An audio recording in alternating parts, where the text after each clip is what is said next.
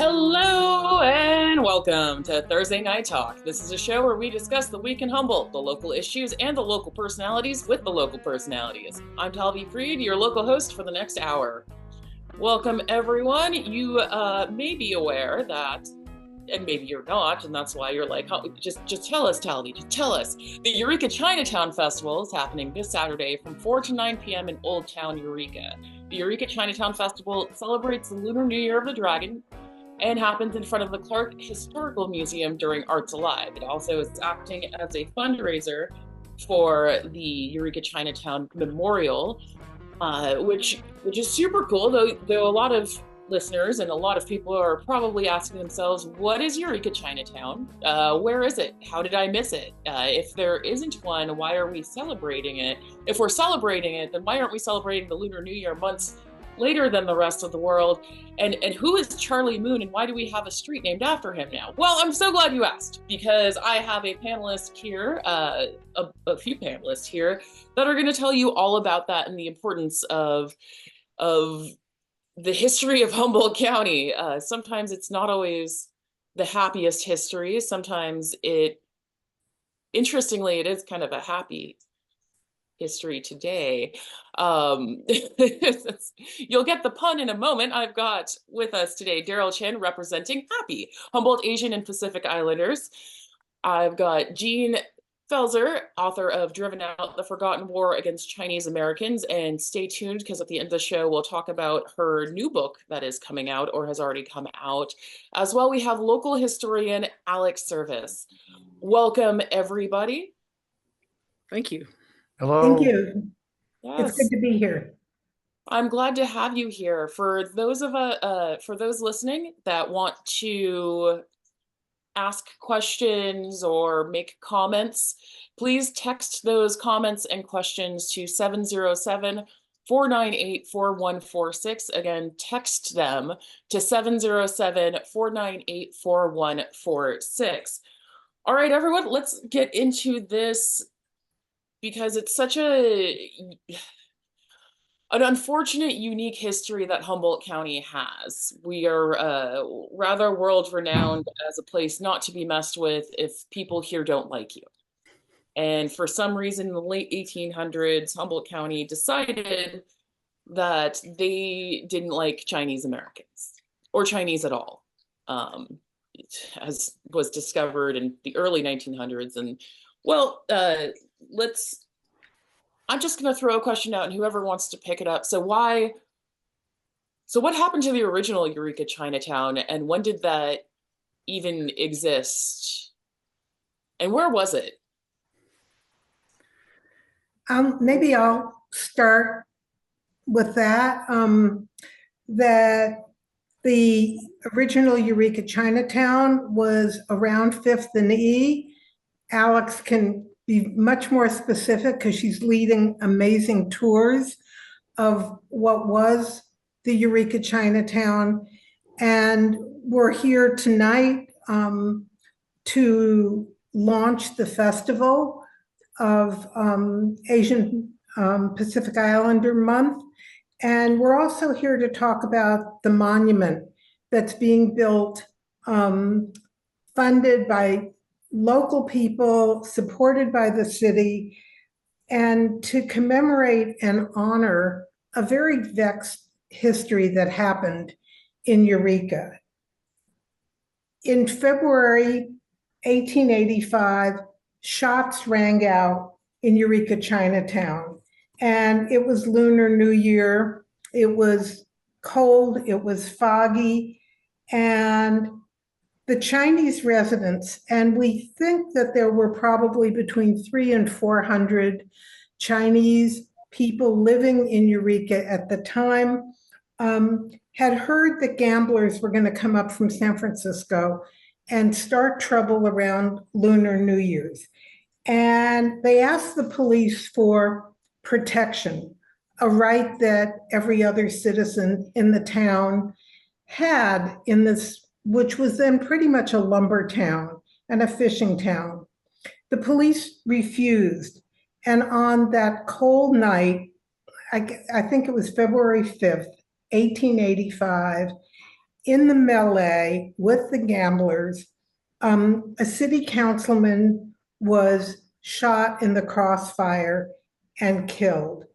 Within an hour, 800 people gathered in Centennial Hall, which was an old town. And ironically, it was named in honor of the first centennial of the Declaration of Independence. And the meeting was chaired by the mayor. 3 motions happened. The first motion, with the death of the city councilman, the first motion was kill all the Chinese. But in that Christian town, that Christian era, that was voted down. Second motion, burn Chinatown. But in Eureka, the Chinese weren't allowed to own property. It was the property that was Chinatown was owned by a guy named Ricks, who owned the stables down the street, and they weren't about to burn this white man's property down. They weren't going to torch another white man's property. And so the third motion was to purge all the Chinese residents of Eureka and give them 24 hours to get out of town. The Chinese were vegetable growers, servants, launderers, merchants, ranch hands, and children, women and children. There were probably 2 to 4 women who also were prostitutes. And so on that terrifying night, as a committee leaves Centennial Hall, a committee appointed by the mob in Centennial Hall, they go into Chinatown and they tell all of the Chinese residents they have 24 hours to get out of Chinatown. And meanwhile, as the terrified residents of Chinatown packed, we found, and Alex has done an amazing job of finding how many people, Chinese people, lived and worked outside of Chinatown, in the lumber camps, in other houses, in businesses, on the ranches. And vigilantes ride out outside of Eureka and round up the other Chinese people as the merchants and the families pack up Chinatown. And by dawn the next morning, so it's now Saturday morning, vigilantes and the sheriff show up with buggies and march the people down to the wharf. The Chinese merchants' wives most likely had bound feet, and it would have been very painful for them to walk even those few blocks down to the wharf. There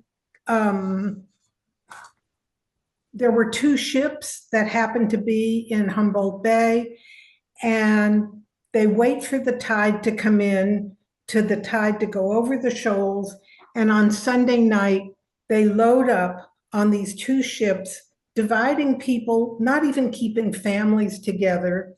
They divide people up, throw them onto the ships. There's no way that anyone could pack everything they had in 24 hours, and especially the merchants. And the fishermen, the Chinese shrimpmen, couldn't obviously take their fishing boats with them, or the beautiful heavy mahogany furniture that the merchants probably sold. And so with whatever they could pack in 24 hours, they were loaded onto 2 ships and sail down to San Francisco. And they arrive early. The wind was from the north, and they arrive early that Monday morning following this brutal purge into San Francisco. And it's that expulsion. The Chinese called it Pai Hua. It's that expulsion that created and launched purges of Chinese people across the Pacific Northwest, joining in with purges that would happen in Seattle, Tacoma, Truckee, Antioch. So that is the context of what happened to Eureka's Chinatown.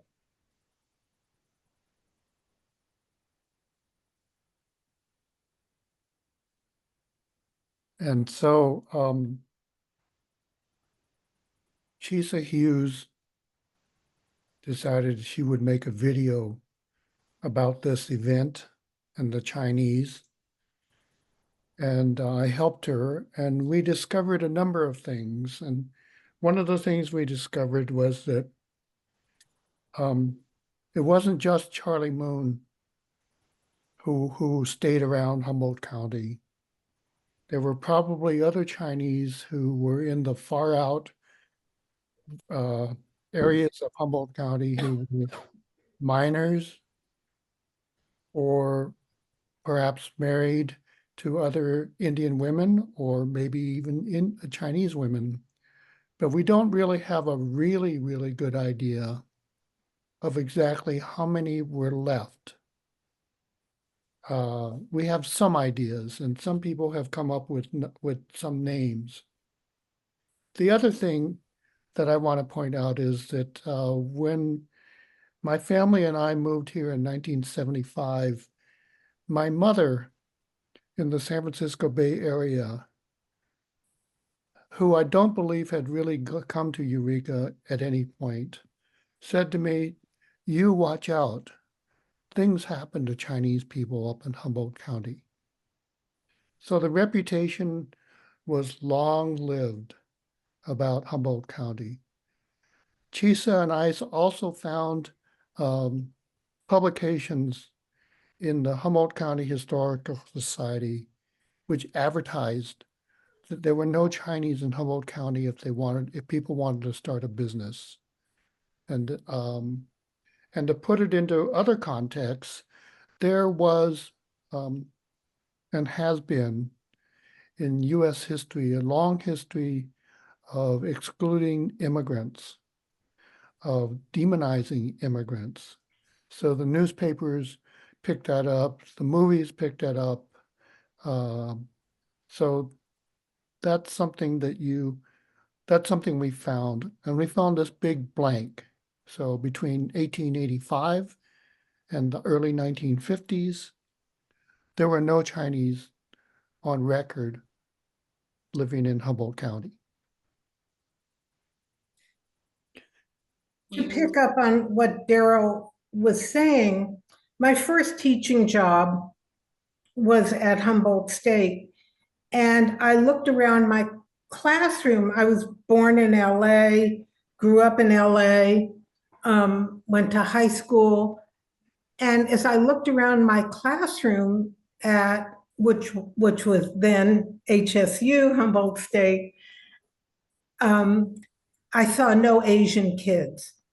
And I started asking, it didn't look like LA. It didn't look like my childhood. Where are the Asian kids? And to my surprise, I wasn't getting any answers. And I was sort of vexed that there were people on the faculty who hadn't even noticed. And then a local poet told me that Chinese parents wouldn't send their kids to Humboldt State because 100 years ago, the Chinese had been purged from Eureka.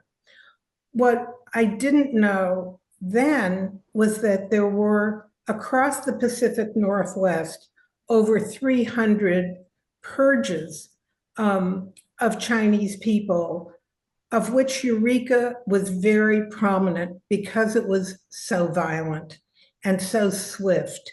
And it became known at the time as the Eureka method.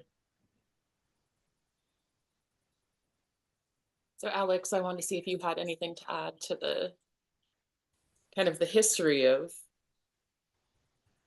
Yeah, it was all part of a really major anti-Chinese movement that was going on in the western part of the United States at the time. And there had been earlier instances, but it really started taking off in the late 1870s when there had been an ongoing depression. There were a lot of people out of work. and some of the labor organizers in seeking for sort of a rallying cry to bring the labor movement together and get people organized and get people, going out there and rallying to get jobs and so forth. One of the tools that these organizers very specifically used was finding an enemy, finding a scapegoat, finding someone to whom these labor activists can be opposed, and use that as a way of bringing their group together. So the rallying cry that started to be heard at labor rallies in about 1878 was "The Chinese must go," and this just spread and grew to become a bigger and bigger force in politics. So in 1882, this anti-Chinese movement had become powerful enough, and politicians were starting to listen to it for fear of losing votes if they didn't support this anti-Chinese movement.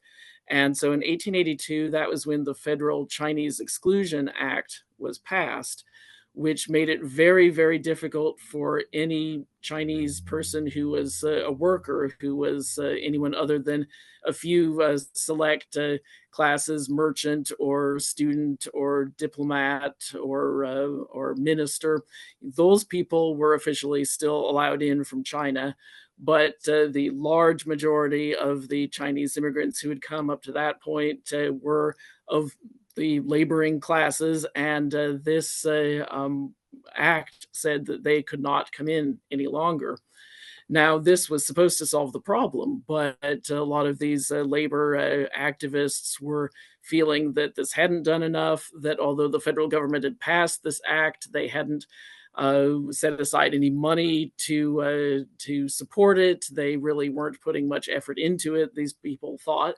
And so a lot of these activists were getting frustrated, seeing the government supposedly isn't doing what they said they would do. They're not helping us by keeping the Chinese out like they said they would. And so a lot of these activists were feeling increasingly that they had to take matters into their own hands. And that's one of the elements that led to so many places in the Western United States having these expulsion events where the anti-Chinese activists just decided nobody's going to help us, we've got to do it for ourselves. So that was some of the tension that had been building and led up to the Eureka expulsion and so many others.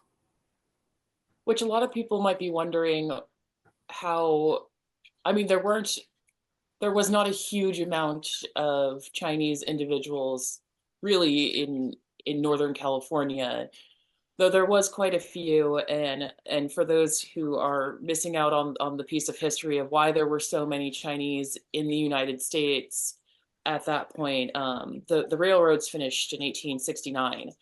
And afterwards, they were here. They were considered themselves citizens in a lot of ways. They built the Transcontinental Railroad, and 20,000 around there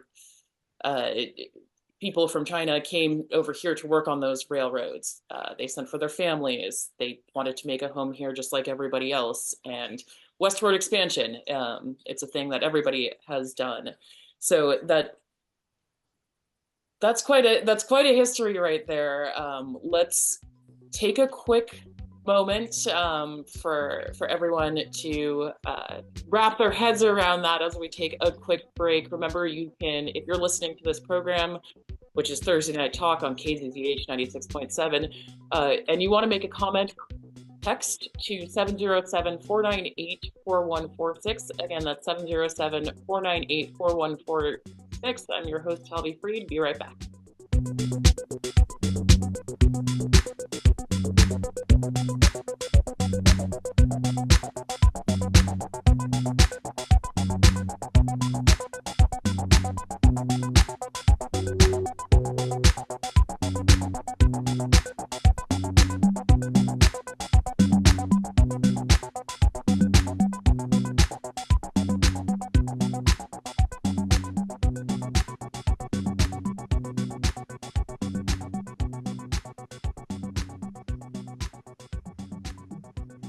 Welcome back to Thursday Night Talk. You're listening to KBBH 96.7 FM. I'm Talvi Fried, and I am talking today with you don't belong to me. You are not my panelist, but you are panelists on Thursday Night Talk.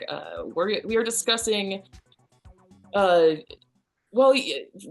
the past break, we were discussing Eureka, Chinatown, when it was, how it happened, the expulsion of people of Chinese out of Humboldt County, out of the 300 expulsion episodes up and down the coast or the West Coast, which I'm sure happened in more places around the country.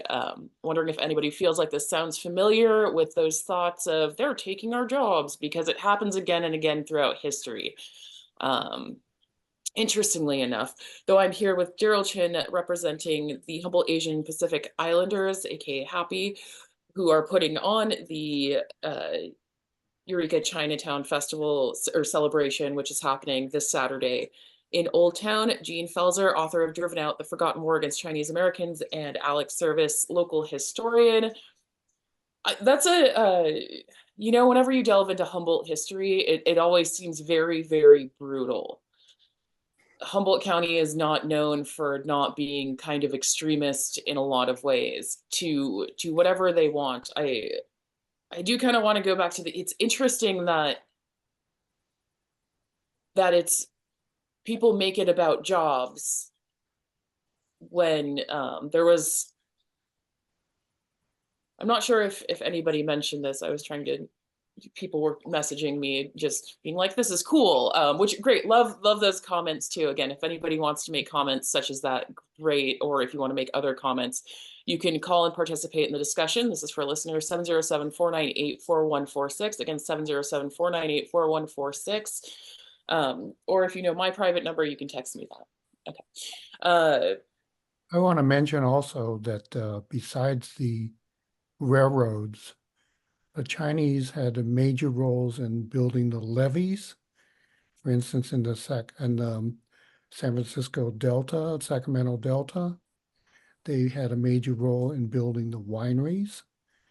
Any place you see walls in California, likely the Chinese were involved in those. They were involved in the orchards, agricultural industry. So at one point, I believe I've seen estimates that 25% up to, and maybe more than 25% of the workforce in California was Chinese in those days. They even were involved in fishing in the early days. I found articles that said the Chinese in Humboldt County were involved in the roundfish fisheries. Okay, so if you think about what they were involved in, that's the range of things that they were involved in. And they weren't just restricted to living in Chinatown, because they had gardens in and around. We found maps that show gardens and stores in various places in Eureka. They were certainly house servants as well. So there's a huge range of activities that they were involved in. So they were pretty well in the community. So there was another moment in history where Ferndale tried to open a cannery and had shipped 20, it seemed like something like 20 people from China, 4 people from Japan, and then some number of Russian women for this cannery purpose. I'm still wondering what the Russian women were involved in. If anybody knows more detail on this, I deep dived into this story, though. If anybody wants to give a briefing on that, because I thought it was interesting. Of all places, it was Ferndale who was, the county suddenly was fighting against Ferndale, which is always interesting when one of the cities does something like, let's just do our own business thing.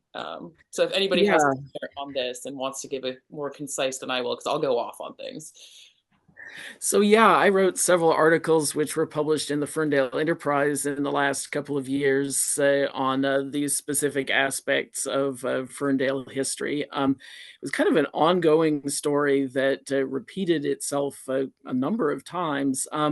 One thing we sometimes lose sight of is that the expulsion in 1885 of the Chinese people from Eureka was not a complete expulsion of the Chinese people from the county. It was from Eureka and the immediate Eureka area, but Chinese people still lived in Arcata, in Ronerville, in Ferndale, and in some various, I think, Hydesville as well. So there were, quite a number of Chinese community members still in the county. And I think in the very same year, there were efforts to try and get the Chinese people moved out of these different towns. Sort of vigilante leaders from Eureka spoke to leaders from different towns to try to convince them to do this. But the momentum, it seems like, just wasn't really quite there yet. But in February of 1886, so a year after the expulsion from Eureka, then when Eureka was having anniversary celebrations to mark the glorious, supposedly first anniversary of this great deed that Eureka had committed, then as part of these anniversary celebrations, other towns, some of their anti-Chinese leaders were having meetings of their anti-Chinese organization as well. And a lot of these communities at that point started to get on the bandwagon saying, okay, let's mark the Eureka anniversary by expelling the Chinese from our towns as well. So by autumn of 1886, it seems like that had pretty much been successful, and the vast majority of the Chinese people in Humboldt had left unwillingly, but had left. With the exception of probably about 20 or so Chinese men who were miners up around Orleans and Klamath, that sort of area. But even though supposedly all the Chinese, or most of the Chinese, had been expelled from the county in the fall of 1886, this cannery near Ferndale, they had worked since the late 1870s. Every fall, when it was the salmon season, they had been canning the salmon catch from the Eel River, and every year that they've been in operation, Chinese work crews from the San Francisco Bay Area had come in and done the canning at this cannery. So the cannery operators wanted to continue business as usual, and brought in their usual Chinese cannery workers. And of course, there was an outcry amongst these folks who had thought that Humboldt was now going to be free of the Chinese presence. The cannery people negotiated and said, look, we're just having them in for the canning season. They'll leave immediately when the canning is done, probably in December. And so that was thought to be basically acceptable. And this went on for the last years of the 1880s, pretty much every year until 1890. This canning company would bring in its Chinese workers in the fall for the canning season, and there would be outcry amongst the anti-Chinese activists. But the economic benefit to the Ferndale area from the cannery was so strong that the Ferndale economic interests said, we're going to support this. We want this because otherwise it's a huge blow to our economy if the cannery goes out of business. Now, I think with the sort of ongoing protests against this, and then also some changes in fishing regulations and changes in the economy, early 1890s, this cannery company stopped doing that, stopped bringing in Chinese workers, and they pretty much went out of business a year or two after that. So then we fast forward to 1906. Another cannery has been built near Port Kenyon, I believe, and this cannery was a joint operation by Ferndale business people. It was promoted by the Ferndale Chamber of Commerce and by a salmon canning company up in Astoria. And so once again, Chinese workers, and like you said, I think it was something like 24 or so Chinese men, 4 or so Japanese men, and you mentioned these Russian young women. were all brought in, and they were all workers who had been up in Astoria and had worked in canneries up there. So they were experienced cannery workers. And so this company brought them in.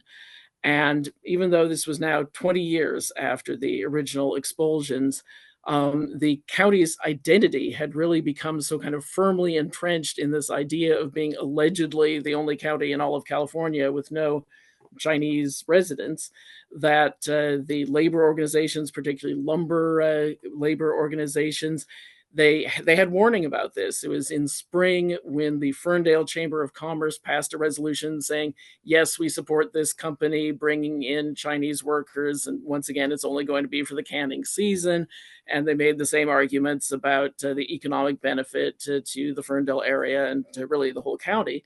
And so since this resolution by the Chamber of Commerce had agreed basically to let the company bring Asian workers in, that gave the whole summer for the labor organizers to make their plans for how they were going to resist this. And so when these people were brought in I think, October of 1906, these planning meetings had already been held. And so there were then enormous rallies in Eureka and in Fortuna, and workers from the woods were put on special trains and brought into Fortuna specifically so they could attend these anti-Chinese meetings there. And eventually the pressure got so huge that the company, even after they made multiple attempts to meet with the protesters and to try and convince them that this was going to work and that it was for the economic benefit of the county. But after a few days of this, the company decided that they had to give in and that these Chinese men had to be shipped back up to Astoria, and white workers would be brought back down to take their place. Interestingly enough, however, the 4 or so Japanese men were apparently permitted to remain, although there was growing anti-Japanese activism in the early 1900s.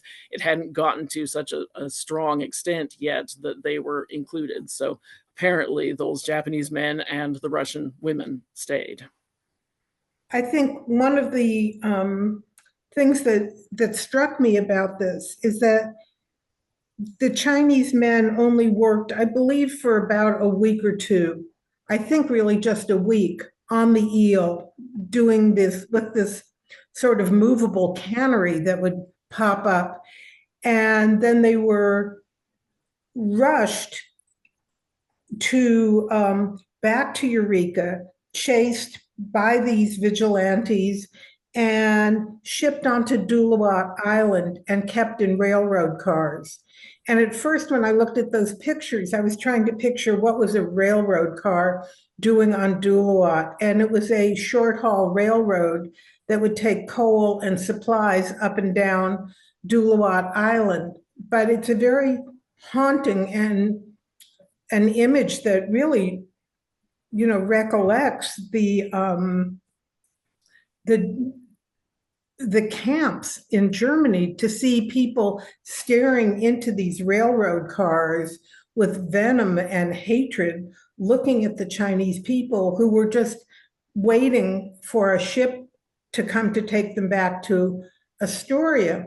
I think the other thing I would just want to add is that so far we've been talking about the men's story and the men who came like men from all over the world. Initially, the Chinese men came for the gold rush, and then they came freely, chose to come under contract to work on the railroad. But it's a whole different story for the Chinese women.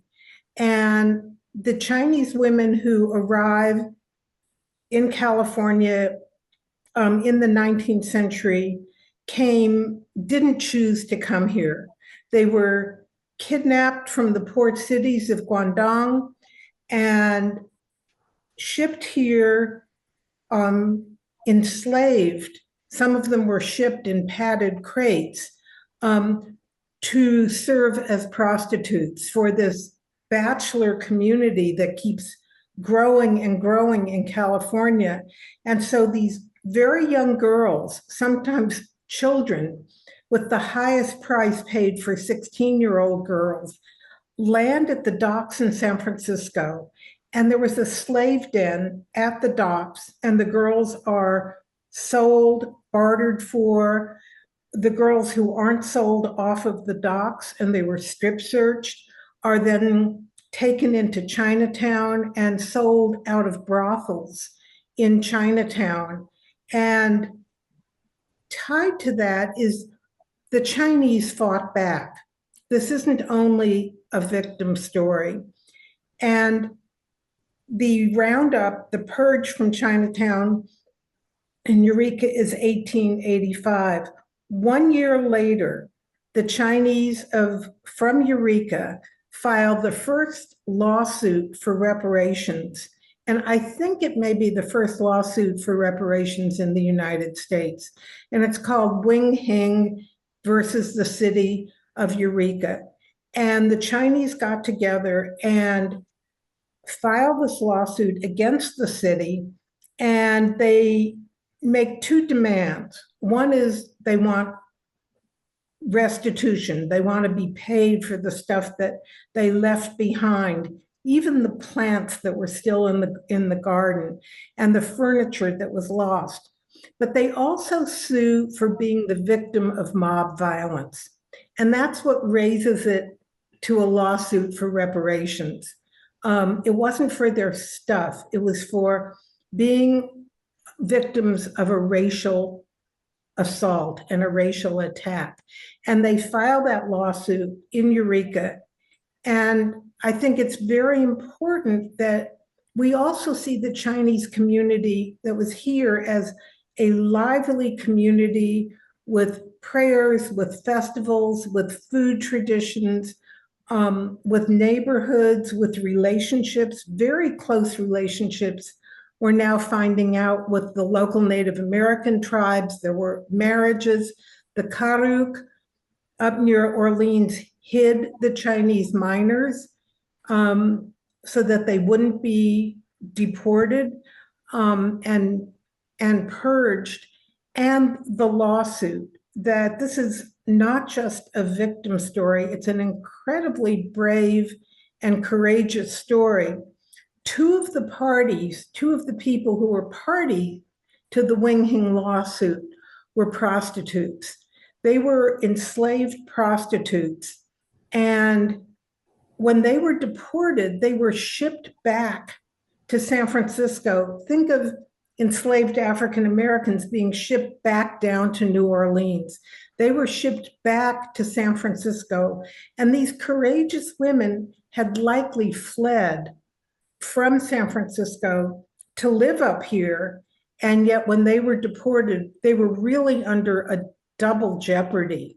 So for them to file a lawsuit listed in the census as, quote, daughters, which was a euphemism for prostitutes, was phenomenally courageous and bold. So I think as we honor Chinatown this weekend, it isn't just to commemorate a victim story, but to really set the stage for a lively, creative, and very bold community.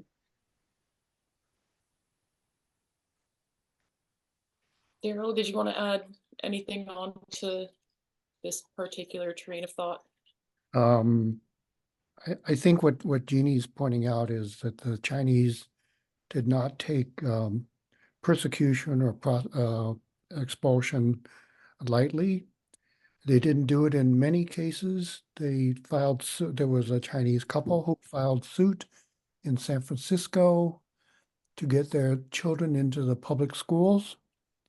There's a very famous case, Wong Ark, which resulted in any person being born in the United States was automatically a citizen. And you notice that these are issues which still linger today. There's a big debate about these things, but it was the Chinese who filed many of these suits. In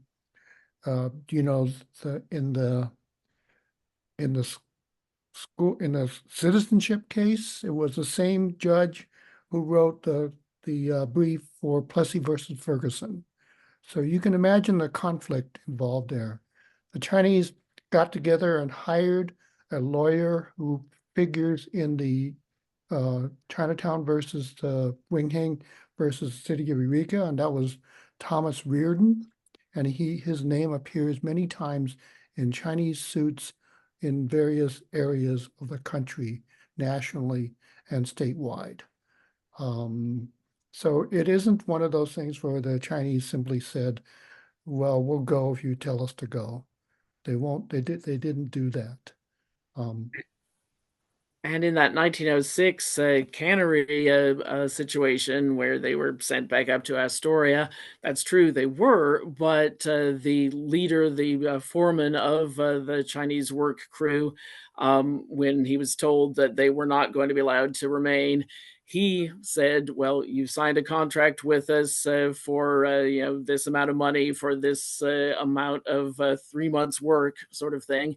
And so even though they were not going to be permitted to continue the work, he insisted that they needed to get paid the full amount that had been contracted for them. So they were, in fact, paid for 3 months' work while they were being shipped out due to the anti-Chinese activists.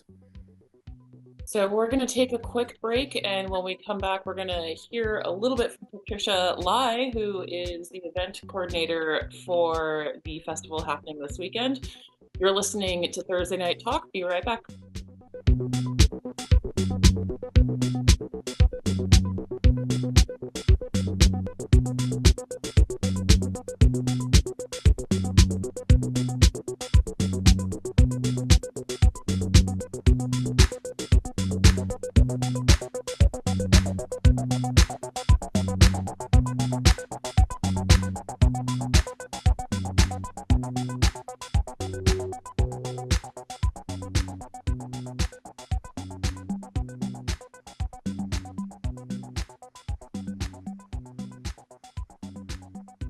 Welcome back to Thursday Night Talk. I'm your local host, Talvi Fried, here with an amazing local group of very intelligent and knowledgeable crew here. We are discussing the Eureka Chinatown Festival and the history of Eureka's Chinatown.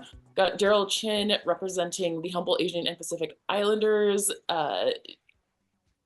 Jeannie Pfealzer, author of Driven Out: The Forgotten War Against Chinese Americans, as well as local historian Alex Service, and we have Patricia Lai, who has just joined us, event coordinator for the Chinatown Fest celebration happening on Saturday.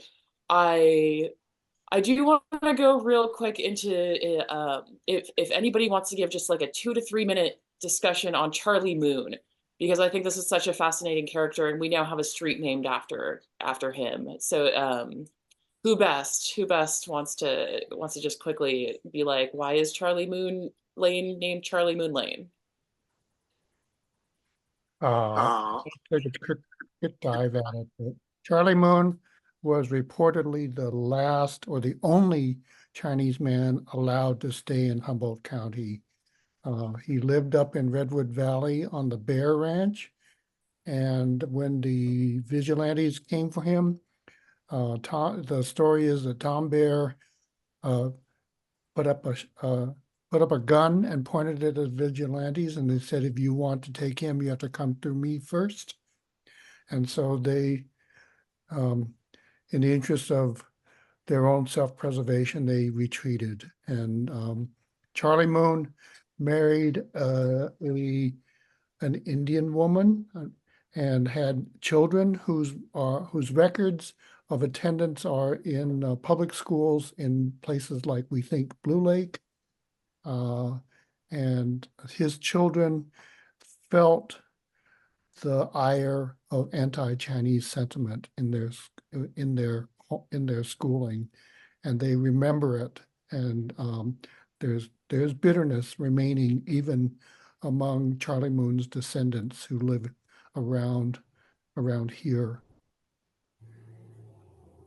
I think there's also, there were many moons that came. Charlie had 9 kids, and the legend was that Charlie Moon was the last Chinaman in Humboldt County. But as we found in historic records, that there were actually some that weren't expelled.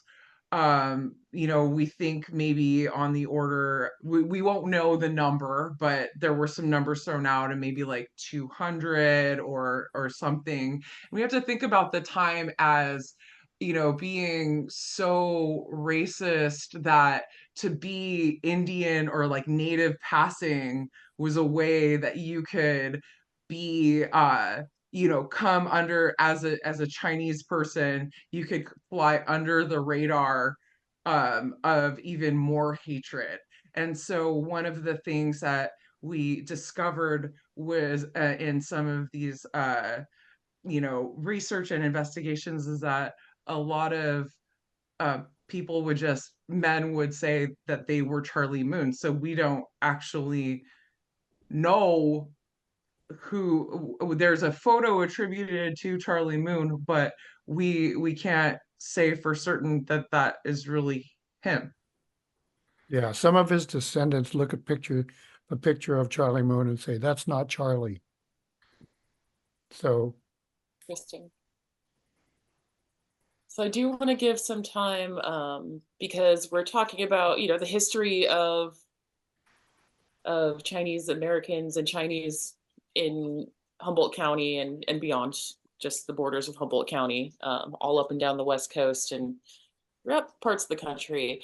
Though we are having a celebration on Saturday. By we, I mean everybody in the community. I'm joining into this too now. It's a we thing, apparently. Though there's a lot to celebrate about the culture. It's hard to hear celebration after discussing all of these horrible, atrocious things that Humboldt has done. Or not Humboldt, people in Humboldt. That's not the we I'm part of. Though Patricia, just gonna give you a moment to let people know what is going on, what they can expect to see as the event coordinator that you are, and maybe some reasons why we're celebrating this, when we're celebrating it, and where we're celebrating it. Well, I guess I don't know why the where part. Yeah, thanks, Talvi. So this Saturday, May the 4th, on May the 4th Be With You Day, we are having our 3rd annual Eureka Chinatown Street Festival. It's going to be in Old Town at the Clark Plaza, right across the street from the Clark Museum. It's going to be from 4 to 9 p.m. And it's really, it's a celebration. May is Asian and Pacific Island Heritage Month. It's the first weekend in May, and so it's not only a celebration of Chinese culture, but it's a celebration of Asia Pacific Rim togetherness and community here in Humboldt. And it's a free family event, and we have lion dancers and dragon dancers that are coming from San Francisco. We'll have Humboldt Taiko and the Humboldt Lao dancers. We'll have Samba da Alegria and the Humboldt Rockers and the Eureka High School K-pop Hip Hop Club. So it's like a multi-generational free street party. There'll be food vendors of all sorts. There's going to be artisan vendors. We have free face painting. We got a free photo booth, and we're going to have Asian snacks for sale, and some merch. All of that will be a fundraiser to help raise funds for the Chinatown Monument site on the corner of E and First Street in Eureka. And we are also going to have a Chinatown exhibit at the monument site. So the future monument site that hasn't been constructed yet will have some information and posted so people can see more details about the history. And we'll also have some Chinese activities. We're going to have a mahjong table, calligraphy table, and fortune telling. So you can come and get that. And it's just a wonderful, it's all ages, bubbles everywhere, sidewalk chalk. And it's just a really lovely celebration of togetherness. And then, of course, at the end, we take the streets, the Lions will lead, and it's an impromptu community parade down the street with sparklers and little poppers to end the night. But the event begins at 4, and it will begin at with from 4 to 6. We'll have the lions we have the lion blessings, the business blessings. So in Chinese culture, our lions, some people think they look like dragons. The dragon is different, but anyways, the lions are like these spiritual lions, and they it's like this yin and yang thing. You can't put out evil, like there's this balance with good and evil. So the idea is to not eliminate evil, but to increase your radius of good. So we have these loud drums to ward off evil spirits, and to bless businesses with good luck and good fortune. So we'll be starting at 4 p.m. at historic Chinatown, at E and 4th Street by the Chinatown mural. And then the Lions will proceed on a walking route through Old Town, and we have like 20 businesses that signed up, and they are going to get blessed, and those bad spirits are going to get scared, and the good fortune is going to come their way, and they're going to walk around. Lots of children follow, and it's just a really lovely moment. So that's from 4 to 6. And then Arts Alive coincides, so we have this wonderful lineup of entertainment. We have shows at 6, 7, and 8 p.m. And of course, at the end, we culminate with that lion community parade and the sparklers. So for more information, the best way to find it is on Instagram or Facebook, and it's at HAPI Humboldt. That's HAPI Humboldt. And rain or shine, it's dragon time. It's going to be great. So we want to invite everyone out there to join us on Saturday. I love that so much. So we're going to get into the round robin. Patricia, I don't know if you want an extra 2 minutes just to let listeners or anybody watching on channel 12 or YouTube, just something for them to take with them. You got 1 minute and 30 seconds, 2 minutes.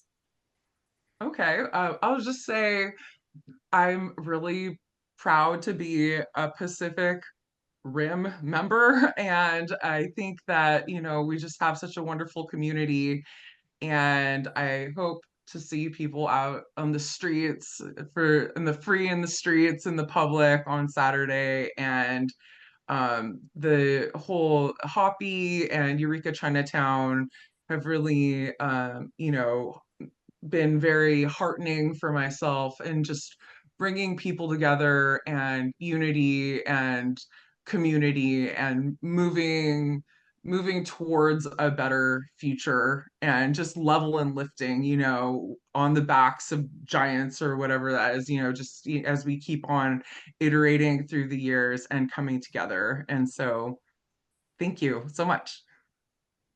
Thank you for popping back into the show and letting everyone know, and also for doing all the work to be coordinator for the festival on Saturday. I'm going to hop over to Daryl. Got about 2 minutes to talk about whatever you'd like. I just wanted, I'm just sitting here writing down people who are considered HAPI. When I was growing up, I was known as either Chinese or Chinese American, and American were actually our way in Chinese of signifying that these people were white. Okay, so HAPI, or Asians, all right, includes the following ethnicities or countries: Malaysia, Chinese, Japanese, Hmong, Lao, Thai, Cambodian, East Indian, Pakistani or Bangladeshi, Myanmar or Siam, Filipino, and you can find these, and those people who are blended, what we call blended or HAPA. In Hawaii, you would call them HAPA, which means you're of mixed, what people we would call mixed heritage, which is what my children are. So that's what we call HAPI. Okay, that's what we think of when we think of HAPI. So I invite people to come down, say hello. Remember, I'm not related to Ben Chinn, but in China we would be cousins. Okay, and thank you very much for putting this on. I was just going to jump in about the monument. That there are now, the first thing that the Eureka Chinatown project did was with the mural project in DC was to commission a beautiful mural that honors the fowl, the celebration of the history, and this huge mural.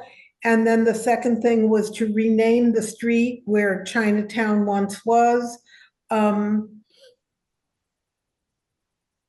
then the largest project that Eureka Chinatown project has undertaken has been to build the monument. And this project has been underway for 2 years. The side of it is a straight vision to where the ships left with the Chinese people. And the monument is going to be beautiful. It's going to be a garden.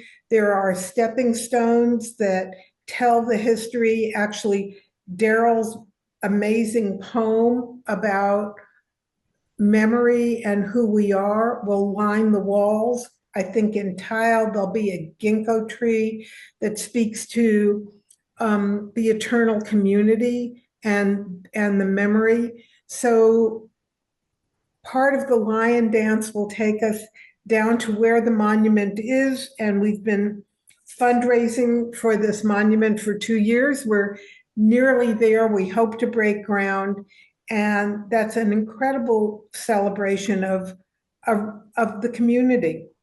So we really hope everybody comes out and dances with us and dances with the lions, and the food trucks are amazing.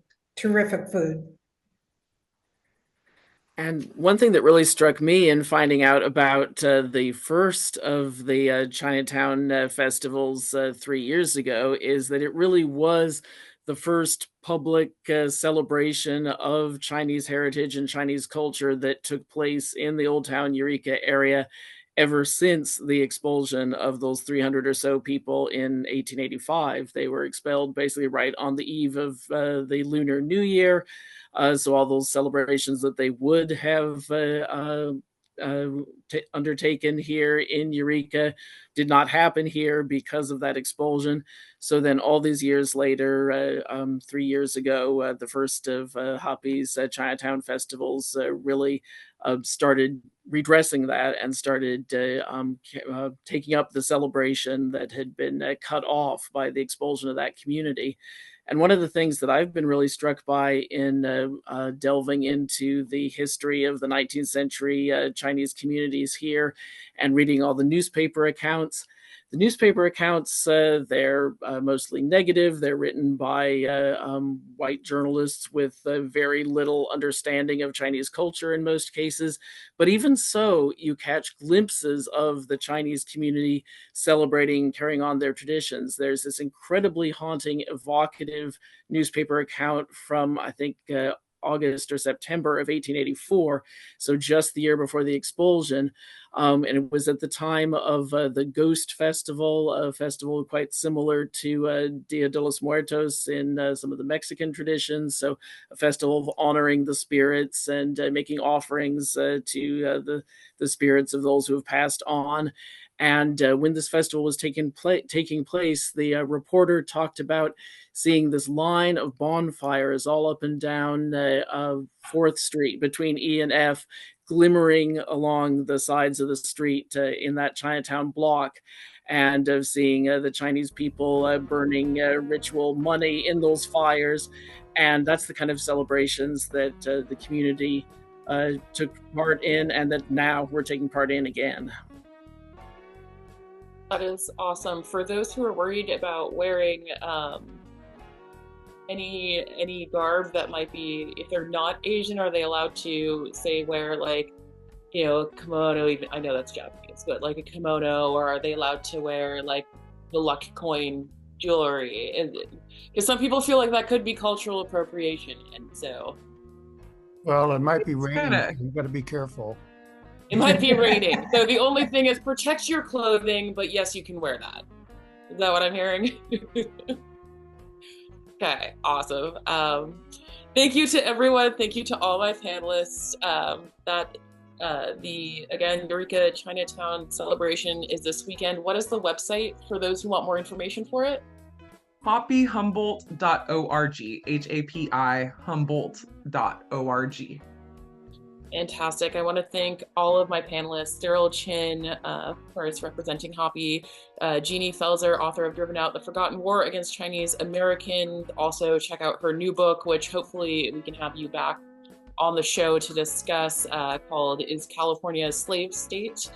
We've also had Alex Service, local historian, Patricia Lai, event coordinator and HAPI representative as well. That is all the time we have. So we'll be back next week with another Thursday Night Talk. If you have topics or suggestions for the show, please email us at kzzh@accesshumboldt.net. Again, that's kzzh@accesshumboldt.net. You can also text suggestions to 707-498-4146, 498-4146. This show replays Friday evenings at 8 p.m. right here on KZZH 96.7. You can watch the show on Access Humboldt's YouTube channel.